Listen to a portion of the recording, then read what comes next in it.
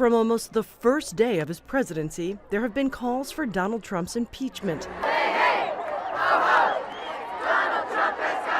But for the first 2 years, with his party in control of Congress, it was more a longing from the left than an actual possibility, until the Democrats won back control of the House of Representatives in the 2018 election, and some of the most left-leaning members made clear their intention. Because we're going to go in there, we're going to impeach the mother. That was not a sentiment shared by the Speaker of the House, Nancy Pelosi, who resisted all calls to start an impeachment proceeding. Mr. Mueller, are you looking forward to this? Or after the conclusion of Special Counsel Robert Mueller's investigation, which left it up to Congress to decide if the president acted appropriately in regards to Russian interference in the 2016 election. But that changed in early September of this year, when a whistleblower complaint came to light.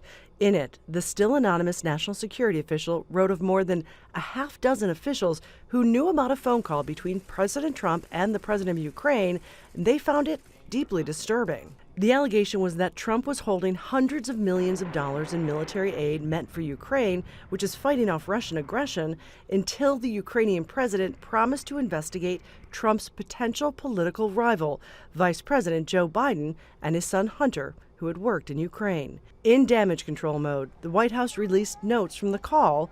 It did more damage. Because as the notes point out, as the Ukrainian president is promising to buy more U.S. missiles, Trump responds, quote, "I would like you to do us a favor, though." He goes on to ask for investigations into a debunked conspiracy theory about the election, and later brings up the Bidens. The president must be held accountable. No one is above the law. That's when Democrats announced an impeachment inquiry would begin, along with the president's almost daily defense of the call. I made a call. The call was perfect.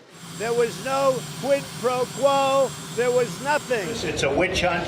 I'm leading in the polls. They have no idea how they stop me. It didn't help when the president's own acting chief of staff, Mick Mulvaney, went on camera and seemed to admit it happened. And I have news for everybody. Get over it. There's going to be political influence in foreign policy. He later tried to take it back, while the White House made clear they would not cooperate, defying subpoenas for testimony and documents. Attorney Bruce Fine says that could backfire. I was there at Nixon. What we did is, okay, that itself, the defiance itself, is an impeachable offense. Fine, go try yourself. Because the impeachment process becomes farcical if the president can simply withhold and block access to the relevant evidence. Some members of the Trump administration have gone to court to ask a federal judge who they should listen to. The president, who says don't go, or the Congress that subpoenaed them to show up. But while that will take months to work its way through the courts, Democrats are pushing ahead. The first 3 to testify in public, 3 longtime State Department employees.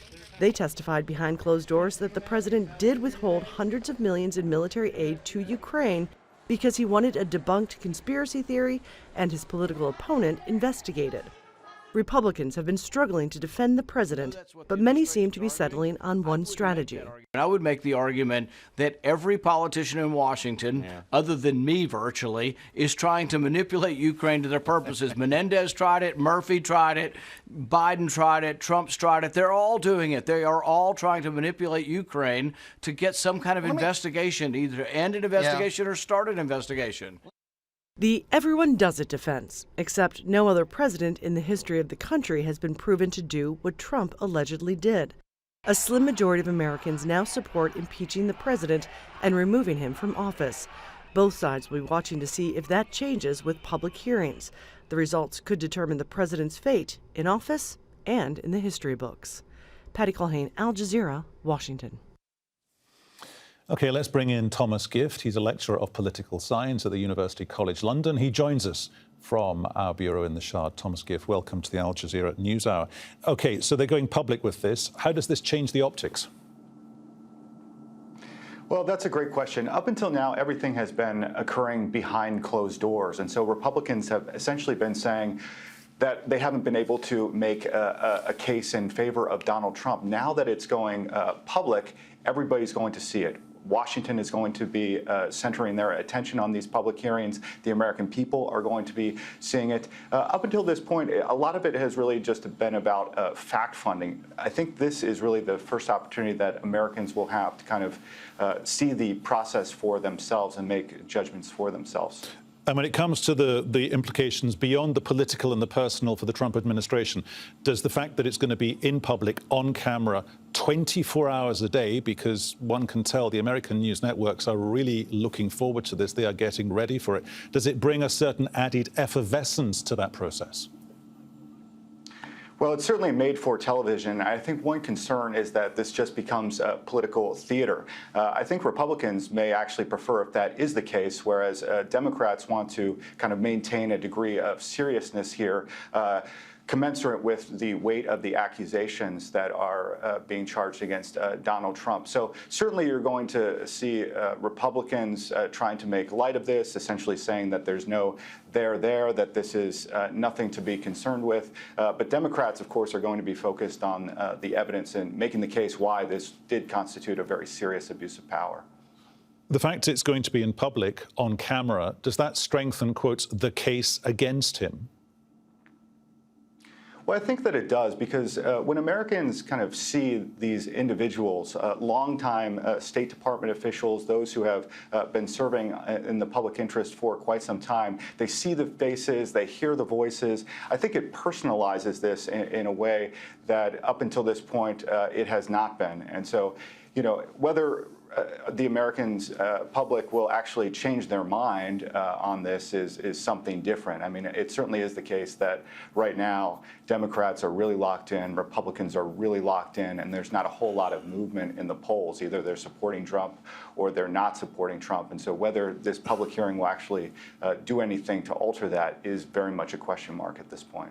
OK, as to that question mark, when it comes to the high watermark, if you will, of the caliber or the nature of the testimony, when it comes to the machinery, the gearing of how Mr. Trump has used his position as president, what's the high watermark of, oh, that's the sentence from that person that was involved in this situation that we have, you know, been waiting for, if you will? Yeah, I mean, that's a good question. Certainly, the weight of the evidence is against Donald Trump. Kind of individual after individual has testified in closed-door hearings that there was a quid pro quo, that this did constitute an abuse of power, and then it was not just one phone call on July 25th that has received a lot of the attention, but in fact that this was a really concerted effort. I really don't envision any scenario under which Republicans are going to turn against Trump. They've sort of put all of their force and weight behind them, and many of them are just very concerned about betraying the president simply for political reasons, because the president remains extremely popular with Republican voters, and I think a lot of congressional Republicans are fearful that if they say anything or do anything that is perceived as being against Trump, that they themselves will face political backlash in the elections.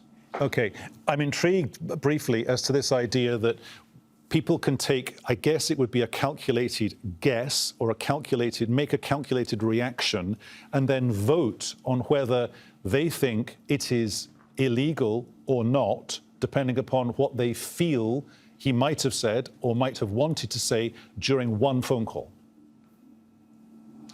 Well, that's certainly the issue here. I mean, the Constitution is somewhat ambiguous about what constitutes high crimes and misdemeanors. So really, it's in the eye of the beholder.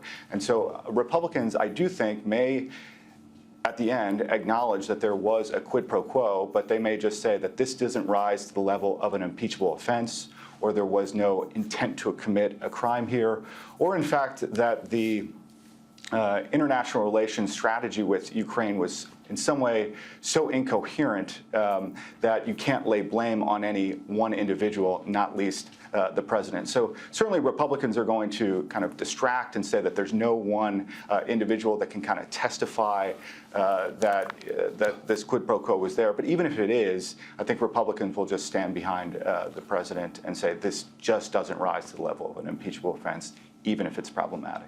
Briefly, though, Thomas, assuming he doesn't have a heart attack, resign, or the vote goes against him, the Republicans vote for full impeachment, could it be good news for the Democrats in as much as, you know, Americans, everyone around the world, we all vote with our pocketbook based on our bank account.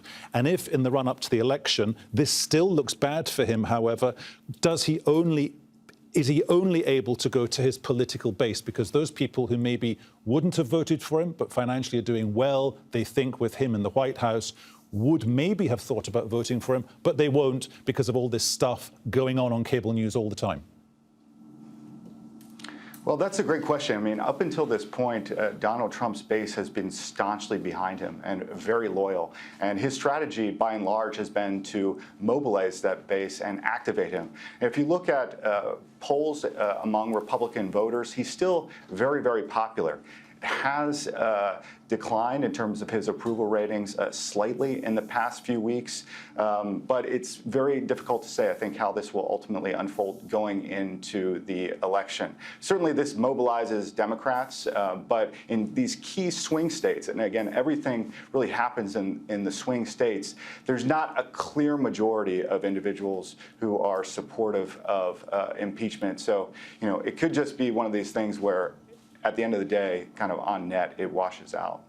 Thomas Gift, I suspect we'll be talking several times in the coming weeks and months ahead, but many thanks for joining us from London here on the NewsHour.